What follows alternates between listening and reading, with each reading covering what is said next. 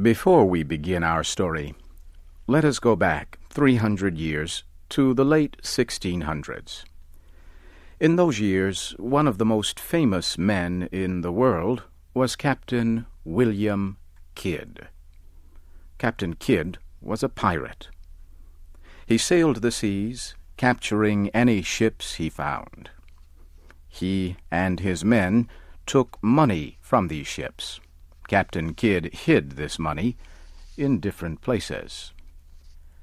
Captain Kidd was captured by the English in Boston, Massachusetts, and executed in the year 1701. From that time on, people all over the world searched in many places for Captain Kidd's stolen money. The people who lived in Massachusetts in the 1700s believed Captain Kidd buried some of his treasure near Boston. Not far from Boston was a small river which ran into the Atlantic Ocean. An old story said that Captain Kidd had come up this river from the ocean. Then he buried his gold and silver and jewels under a big tree. The story said that this treasure was protected by the devil himself, who was a good friend of Captain Kidd. In the year 1727, a man named Tom Walker lived near this place. Tom Walker was not a pleasant man. He loved only one thing: money. There was only one person worse than Tom. That was his wife.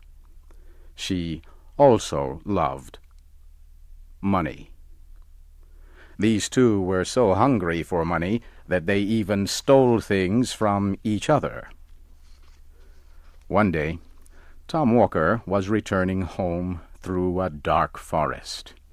He walked slowly and carefully so that he would not fall into a pool of mud. At last, he reached a piece of dry ground. Tom sat down on a tree that had fallen. As he rested, he dug into the earth with a stick. He knew the story that Indians had killed prisoners here as sacrifices to the devil. But this did not trouble him. The only devil Tom was afraid of was his wife. Tom's stick hit something hard. He dug it out of the earth. It was a human skull. In the skull was an Indian axe. Suddenly, Tom Walker heard an angry voice. "Don't touch that skull!" Tom looked up. He saw a giant sitting on a broken tree. Tom had never seen such a man.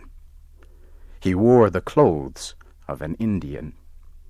His skin was almost black and covered with ashes. His eyes were big and red. His black hair stood up from his head. He carried a large axe. The giant asked, "What are you doing on my land?"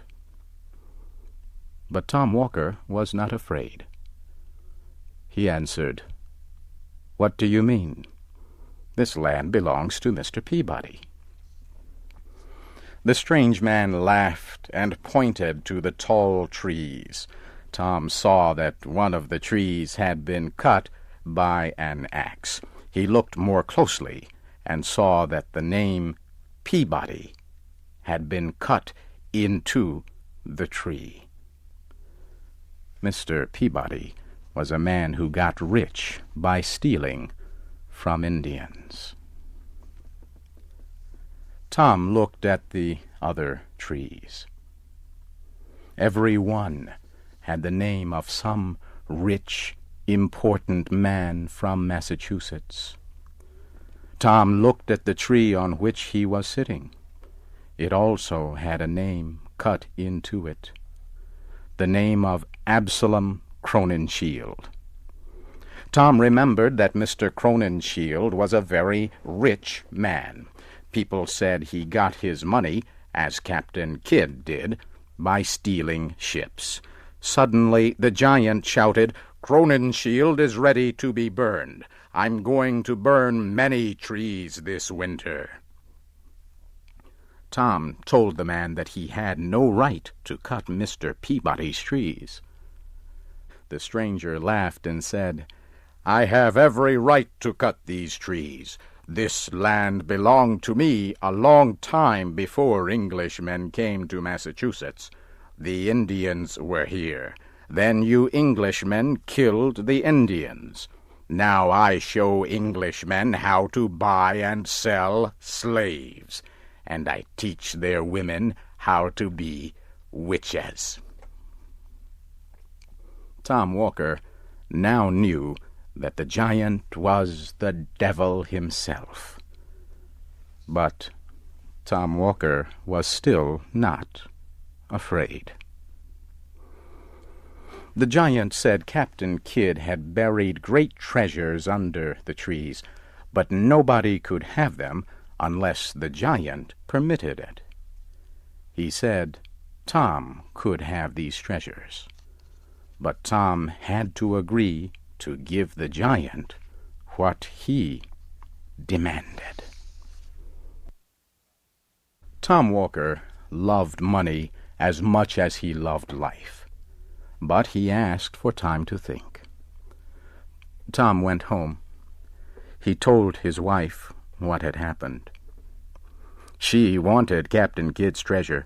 She urged him to give the devil what he wanted. Tom said no. At last, Mrs. Walker decided to do what Tom refused to do. She put all her silver in a large piece of cloth and went to see the dark giant. 2 days passed. She did not return home. She was never seen again. People said later that Tom went to the place where he had met the giant. He saw his wife's cloth hanging in a tree. He was happy because he wanted to get her silver. But when he opened the cloth, there was no silver in it, only a human heart. Tom was sorry he lost the silver, but not sorry he lost his wife. He wanted to thank the giant for this, and so every day he looked for the giant. Tom finally decided that he would give the giant what he wanted in exchange for Captain Kidd's treasure. One night, Tom Walker met the giant and offered his soul in exchange for Captain Kidd's treasure. The devil now wanted more than that. He said that Tom would have to use the treasure to do the devil's work. He wanted Tom to buy a ship and bring slaves to America. As we have said, Tom Walker was a hard man who loved nothing but money. But even he could not agree to buy and sell human beings as slaves. He refused to do this. The devil then said that his second most important work was lending money. The men who did this work for the devil forced poor people who borrowed money to pay back much more than they had received. Tom said he would like this kind of work. So the devil gave him Captain Kidd's treasure. A few days later, Tom Walker was a lender of money in Boston. Everyone who needed help and there were many who did, came to him. Tom Walker became the richest man in Boston. When people were not able to pay him, he took away their farms, their horses, and their houses. As he got older and richer, Tom began to worry. What would happen when he died? He had promised his soul to the devil. Maybe he could break that promise. Tom then became very religious. He went to church every week. He thought that if he prayed enough, he could escape from the devil. One day, Tom took the land of a man who had borrowed money. The poor man asked for more time to pay. "Please do not destroy me," he said. "You have already taken all my money." Tom got angry and started to shout, "Let the devil take me if I have taken any money from you." That was the end of Tom Walker, for just then he heard a noise. He opened the door. There was the black giant holding a black horse. The giant said, "Tom, I have come for you." He picked up Tom and put him on the horse. Then he hit the horse, which ran off, carrying Tom. Nobody ever saw Tom Walker again. A farmer said that he saw the black horse, with a man on it, running wildly into the forest.